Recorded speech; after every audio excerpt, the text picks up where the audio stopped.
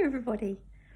I've been talking a lot with clients today about the word self-compassion. I had an example of how important this is in weight maintenance and in dieting.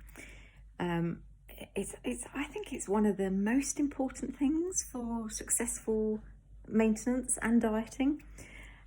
And the reason I say that is because if you have compassion for yourself, then you're going to try and understand what's going on for you and make suitable changes, which then makes it easier to continue dieting or continue maintaining if you're struggling.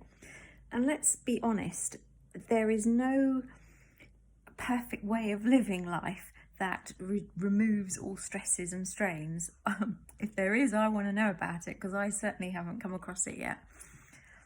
And if I feel like I fail when I don't always follow through, or when I don't always do what I say, or when I eat something that I hadn't planned in my maintenance plan, or if just something just didn't work as well, or I just did the wrong thing. You know, sometimes we do, we're human, we're not robots. If I don't have self-compassion, then all that ends up happening with me is that I end up feeling like a failure. I get very cross with myself for letting myself down. I might feel embarrassed if it's in front of other people, or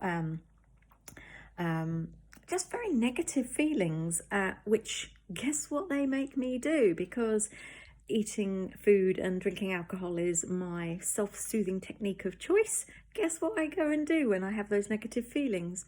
So having self-compassion allows me to understand, and I have a little example. On Saturday, I've recently decided, for numerous reasons, that I have got to start looking after myself a little bit better and not working so hard. And so I've put in place a few boundaries around that.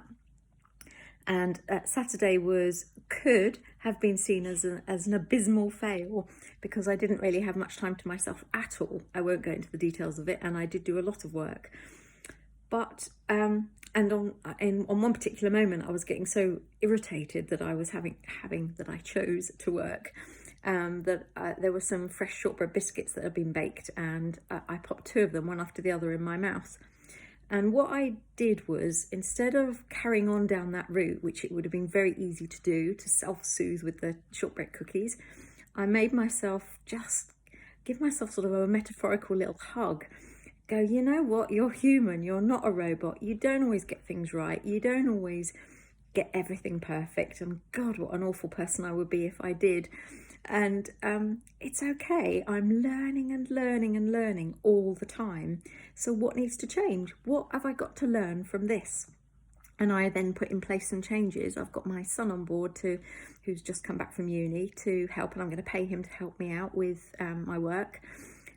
He's doing the bits I don't like, and I've got other mechanisms in place that are going to help. And if I just got cross with myself, I'd just feel bad, and I'd eat more, and I wouldn't necessarily look into with sort of self-love what I need to do to get through. Whereas I did, because I was compassionate and understood that it was a difficult day, I looked at the whole situation differently, and therefore there was a different outcome. Whereas if I'd got just cross and felt like a failure, the next day would have been the same, and the next day would have been the same, and the next day would have been the same.